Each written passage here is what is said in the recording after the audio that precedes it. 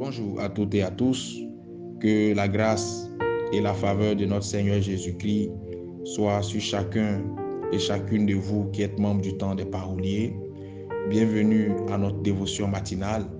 Avant d'introduire cette dévotion, permettez que je soumette notre journée au Seigneur à travers la prière. Éternel notre Père, nous te rendons grâce. Nous bénissons ton nom pour ce moment. Merci pour ton soutien.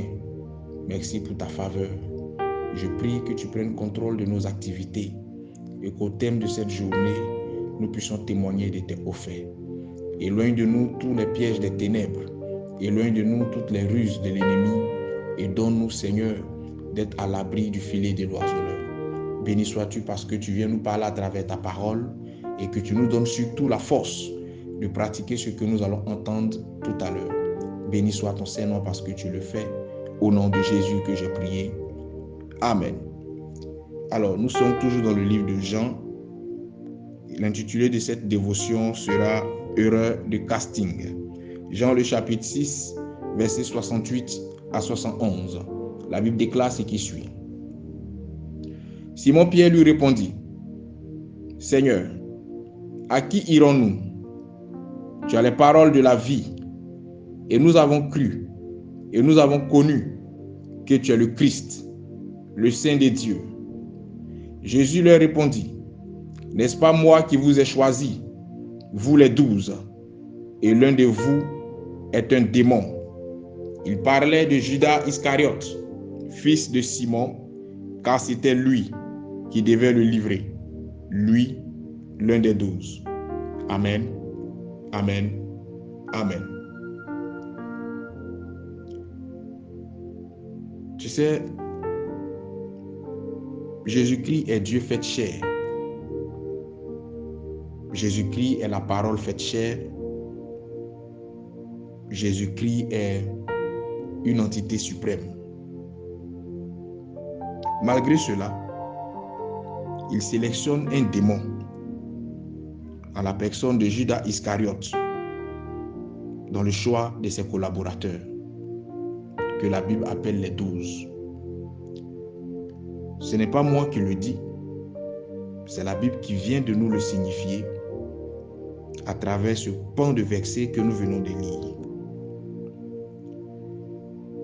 Lorsque tu lis attentivement ces versets, tu comprends que quel que soit ton discernement poussé, quelles que soient tes précautions, quelles que soient les mesures que tu prendras pour éviter des erreurs de casting, il y a de fortes chances que tu choisisses des personnes avec un mauvais fond qui constitueront ton entourage. Cette erreur est en vérité une opportunité. Ce malheur, en réalité, cache un bonheur. Cette erreur de casting est parfois une occasion que Dieu crée afin de te rendre meilleur, afin de te permettre de toucher le fond parfois, afin de te faire connaître la trahison, la déception, la blessure émotionnelle, la blessure sentimentale venant de tes proches ou d'un membre de ton entourage pour te faire accéder à la sagesse. Parfois même, l'erreur de casting est favorisée par Dieu pour t'aider à rentrer dans ta destinée prophétique. Ne choisis pas uniquement des pierres qui te seront loyaux à mourir. Ne choisis pas seulement des gens dans ton entourage qui t'aimeront inconditionnellement.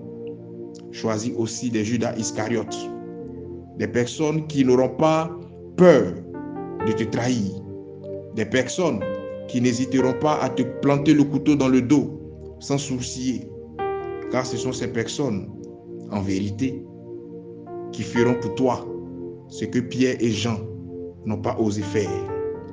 La trahison des Judas te fera mal. La trahison des Judas te blessera. La trahison des Judas te traumatisera. La trahison de Judas parfois peut te briser, mais elle te rendra sage. Elle aura l'avantage de t'apprendre des leçons de vie que tu n'oublieras jamais. Elle aura l'avantage de t'emmener à ne pas commettre la même erreur une seconde fois. Elle pourra même parfois, la trahison de Judas, te faire pleurer d'amertume. Elle pourra parfois t'emmener à culpabiliser et à te reprocher le fait de t'être rapproché de cette personne ou de l'avoir sélectionné dans ton entourage. Mais que cette culpabilité et cette amertume ne t'habitent pas longtemps, qu'elle te quitte, parce qu'en vérité, ces choses ont été favorisées par le Seigneur pour que ces pleurs d'amertume enfantent des larmes de joie d'ici peu.